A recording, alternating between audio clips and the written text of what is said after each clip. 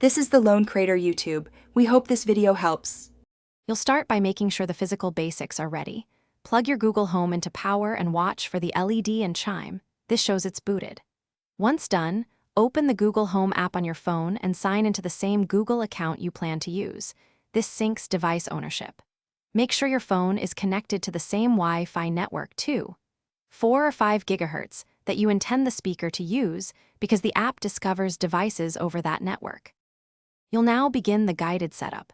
In the app, tap the plus icon, choose Add Device, then New Device. This triggers discovery. Permit Bluetooth, location, and local network access when prompted. The app needs these to find and communicate with the speaker. When the device appears, select it and listen for the audio prompt.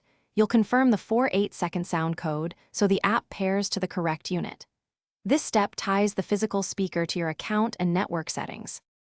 Finish by selecting your Wi-Fi network in the app and entering the password, then wait while the speaker applies settings and connects.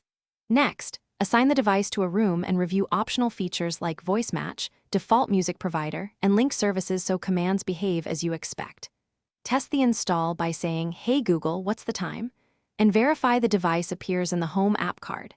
If setup fails, restart router and speaker, retry setup, or reset the. Thanks for watching. Consider subscribing if we helped you.